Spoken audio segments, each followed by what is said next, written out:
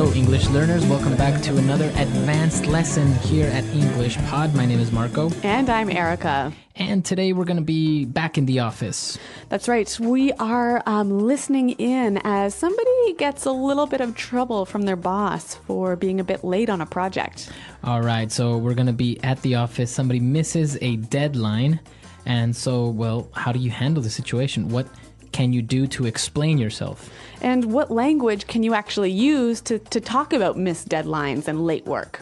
All right, so let's see why this person missed the deadline, and let's find out what happens.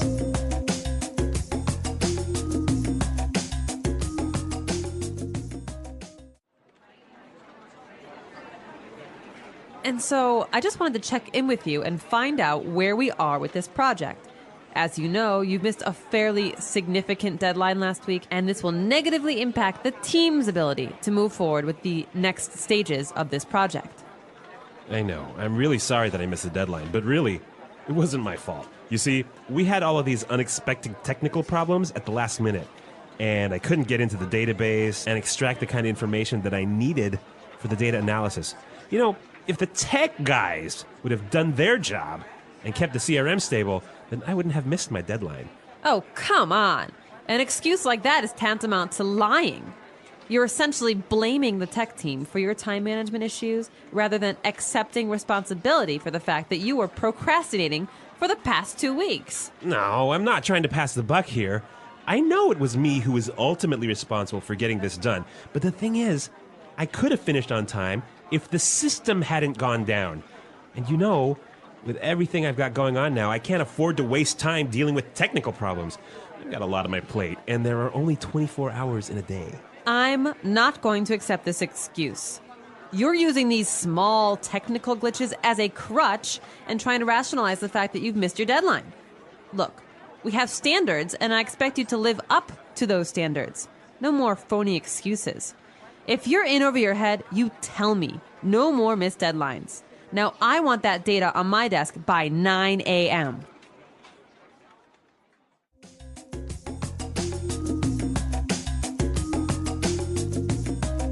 Well, it sounds like this guy isn't really accepting a lot of the responsibility for his missed deadline. Yeah, exactly. Well, apparently he's explaining that it wasn't only his fault, right? Mm-hmm. Yep. So some technical problems, but, you know, he used a lot of pretty interesting language, and I think it'll help us to look at that now in Language Takeaway.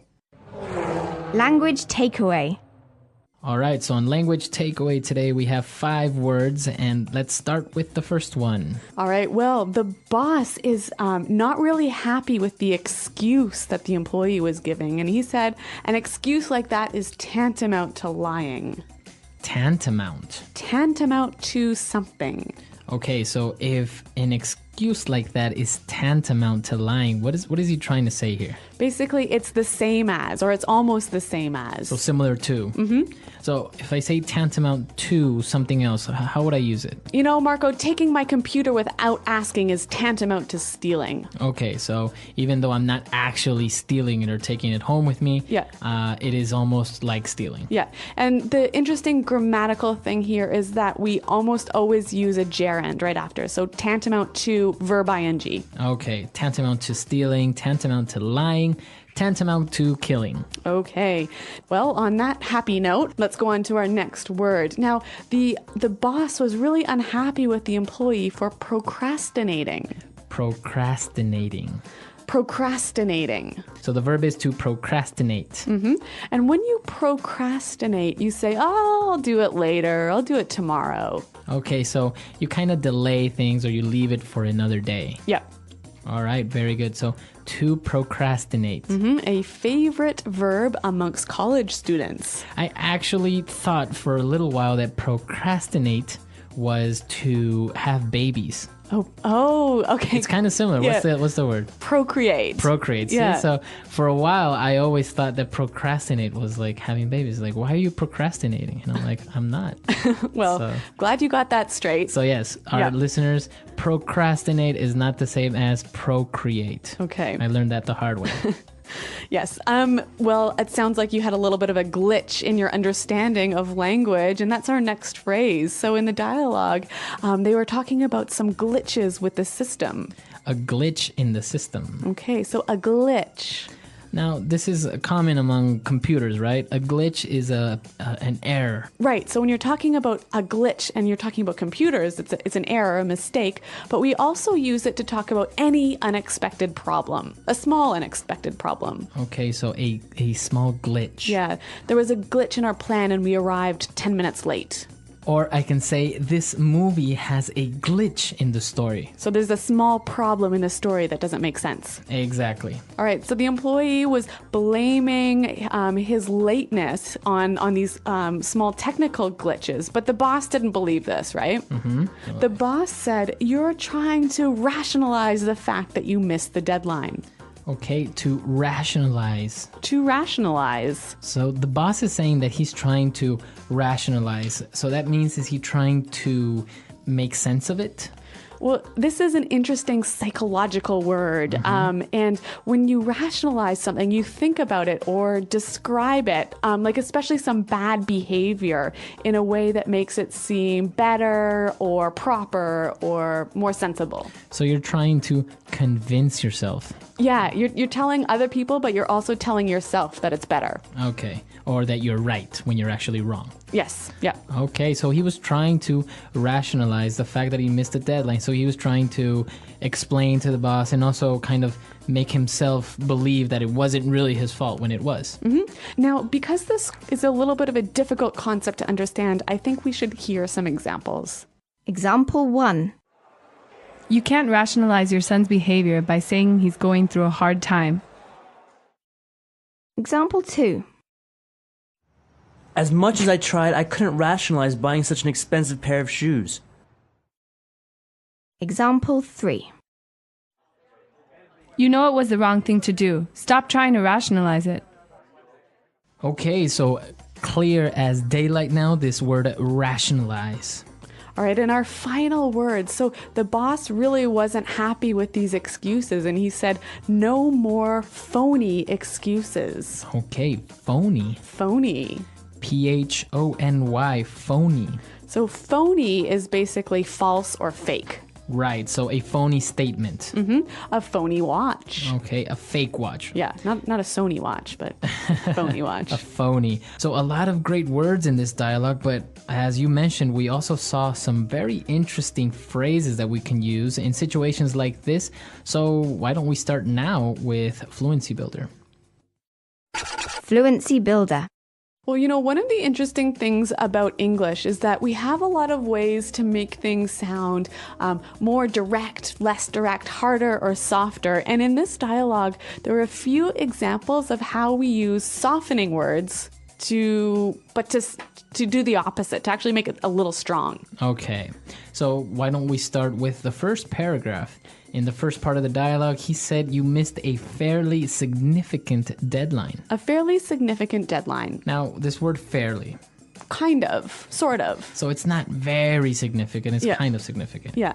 But in this context, when the person is saying it, it just sounds a little bit softer, but your understanding is... It's a very important deadline. Okay, a very important deadline. So another similar example of this is the boss was saying, "You're essentially blaming the tech team." Okay, you're essentially blaming. So essentially is like basically or pretty much. So it sounds a little softer, but what he's actually really saying is, "You're doing this." Right. So instead of saying you're blaming the tech team, he adds this word essentially to kind of say, well, basically you're saying it's their fault. Yeah. But the context, or you understand that it's actually very direct, and he's saying it's your fault. Yeah, so he's saying you're almost blaming the tech team, but what he means is you're blaming the tech team. Mm-hmm.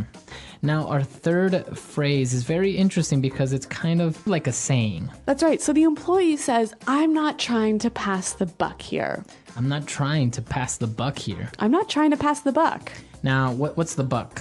$1 bill.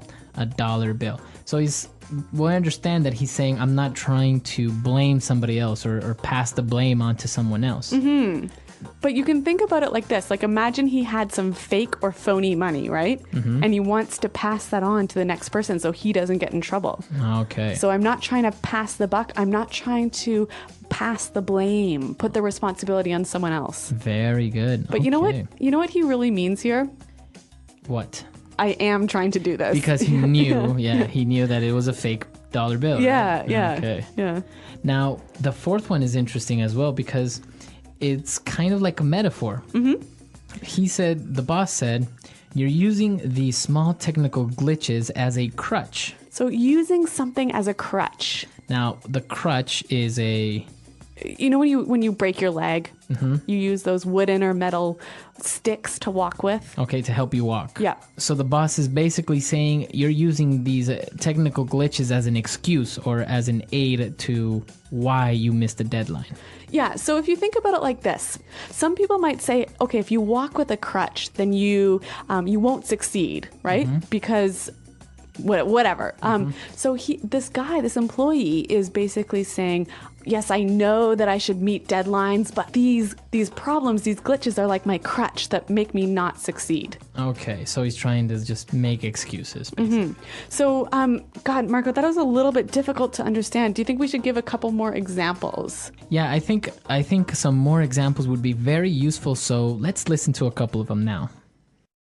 Example 1. I realized that I was using alcohol as a crutch to get through the day. Example 2. I think Bill's very capable of being successful, but he uses his disability as a crutch. Example 3. Stop using your weight as a crutch. Just because you're a bit fat doesn't mean you can't get a great job. All right, so a lot of great phrases, great words, and well, I think it's time for us to listen to this dialogue for the last time, and then we'll come back and talk about this aspect of meeting deadlines.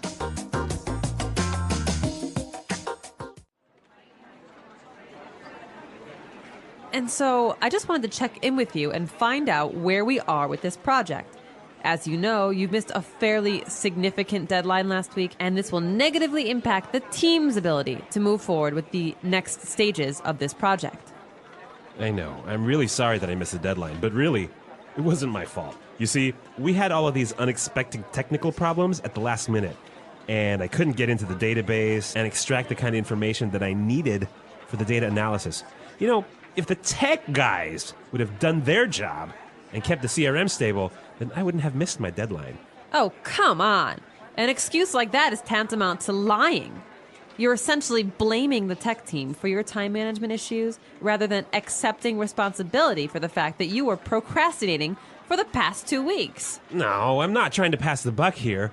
I know it was me who was ultimately responsible for getting this done. But the thing is, I could have finished on time if the system hadn't gone down. And you know, with everything I've got going on now, I can't afford to waste time dealing with technical problems. I've got a lot on my plate, and there are only 24 hours in a day. I'm not going to accept this excuse. You're using these small technical glitches as a crutch and trying to rationalize the fact that you've missed your deadline. Look, we have standards, and I expect you to live up to those standards. No more phony excuses. If you're in over your head, you tell me. No more missed deadlines. Now, I want that data on my desk by 9 a.m.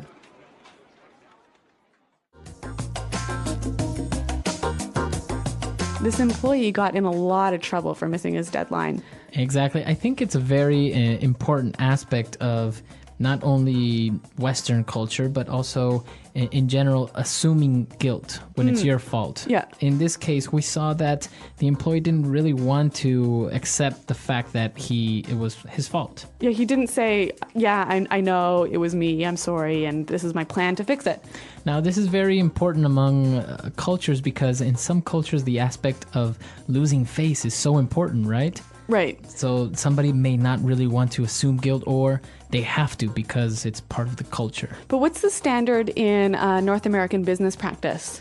I would say that you would have to assume responsibility and take responsibility for your actions, right? And say, yes, it's my fault, I did it, but I'm going to get it fixed, or I'll do it, or I'll make up for it. So some good business tips here today in this lesson. Now, remember, if you have any questions about the language or want to tell us a little bit about how you assume responsibility in your culture, visit our website at EnglishPod.com. Right, we're always there to help you out, and until next time. Thanks for listening, and goodbye.